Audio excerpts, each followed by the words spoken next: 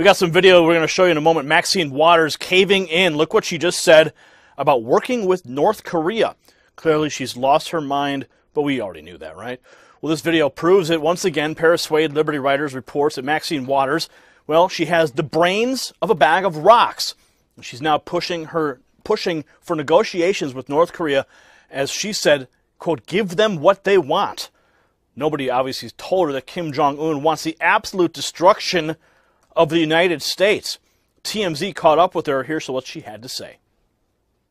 I believe that North Korea is interesting threats to the United States, but I think there are some things that they want from us, and we have to find out whether or not we can work with them on the things that they're asking for. And so this is something that we should be very concerned about, but this is not the time to go bluffing and threatening. This is a time for diplomacy. Yeah, she's lost her mind. Based on what she said to TMZ, she's totally happy with North Korea telling the U.S. what to do.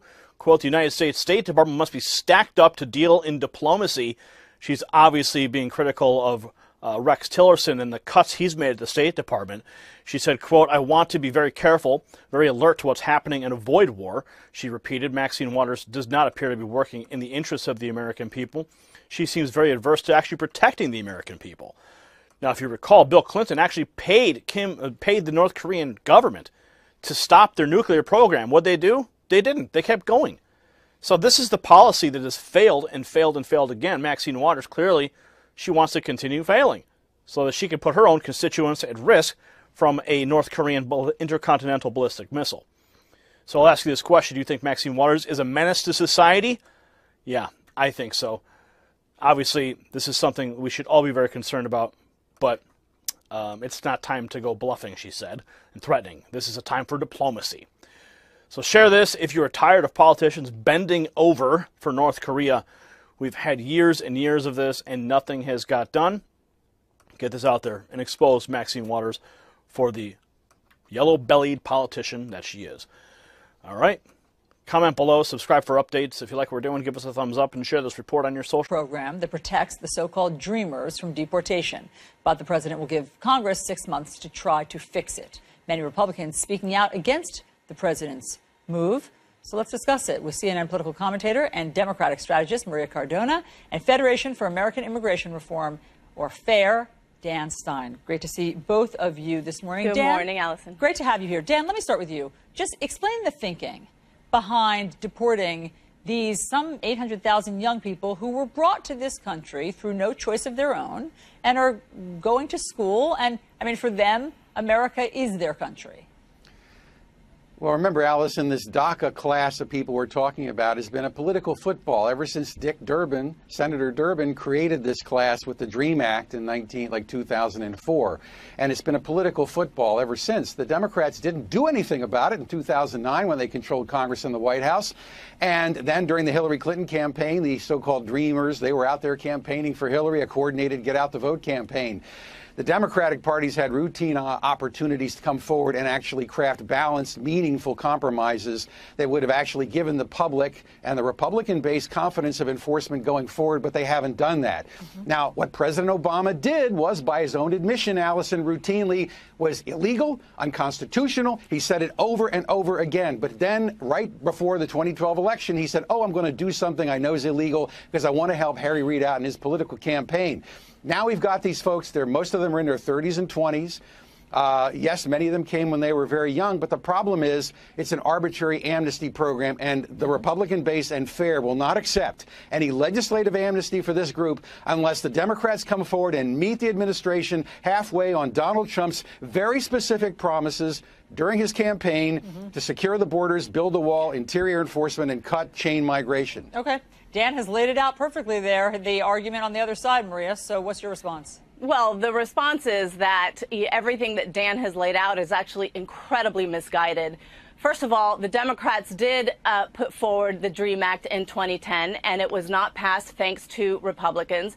And if we recall, in 2012 and 2013, there was a bill in Congress that in the House passed by the Senate, including Republicans, that was comprehensive immigration reform that then House Speaker John Boehner, Republican House Speaker John Boehner, decided not to put up for a vote because he refused to have a bill that would be passed by the majority of Democrats and some Republicans, essentially everybody who understood that the solution to all of this, so that these kids would no longer be a political football for either party, was to pass comprehensive immigration reform. And yet again, Republicans refused to do it, which is why President Obama was forced to introduce DACA, so at least these kids who are the epitome of the American dream, who are summa cum laude and who have bled and died in our military, have a way to be able to stay here and be able to continue to contributing to the society. Okay, so Dan, let's talk about that, because I understand all of the political finger pointing and that you're asking for a legislative fix makes sense. However, in the real world scenario, what happens to these 800,000? I mean, these kids are some of the best and the brightest. They do want to do right by America. They are going to schools. Go ahead. Look, the bottom line is some of them are doing very well, some of them are not. Some of them have gotten in trouble with the criminal justice system, and some Americans have lost loved ones because DACA beneficiaries have committed crimes. So let's not overgeneralize. So why deport 800,000? The bottom line is, look, Donald Trump made a very explicit campaign commitment and a promise that he was going to end illegal, unconstitutional actions of President Obama. He has to make good on that marker with the people who put him in office. This was a major campaign promise. And let's look at this now. Already 8 days ago, Chuck Schumer, Nancy Pelosi, we're not going to have any kind of deal with President Trump in exchange for a DACA amnesty where we're going to give him anything that he wants. Now, what kind of reasonable compromise position is that? The Democrats have taken this position, not historically consistent with the Democratic Party, that they will oppose all U.S. interior immigration law enforcement. They will deport. They don't want anybody to be removed or deported. Donald Trump needs to stop DACA, let the work documents expire. If the Democrats want to come forward and start acting like grown-ups and talk about a serious, meaningful legislative compromise to try to fix everything that's wrong with the immigration system, I'm sure Donald Trump and FAIR will be on board, but we're not going to support any kind of standalone amnesty bill for this particular class that was arbitrarily defined for political purposes. Go ahead, Maria. It's kind of laughable that Dan would put out all of those requisites when it's actually been the Democrats that have put forward comprehensive immigration reform along with the help of some sensible Republicans. Because why?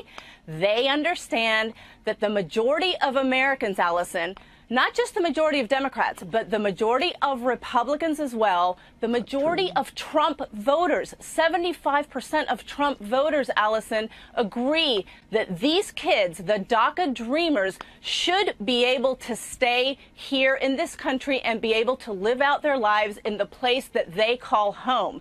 So again, Dan is talking about a very narrow and narrow-minded group of people that have been pushing President Trump to the most harsh, the most right-wing, the most conservative places where immigration reform stands. No, it's not ridiculous, Dan. No, come on. It's true, which is why you can't respond with any sensible data. The cornerstone of citizenship is the rule of law. I haven't finished, Dan. Don't accept the rule of law. So the majority of Americans agree that this is something that we should do. It is who we are as Americans.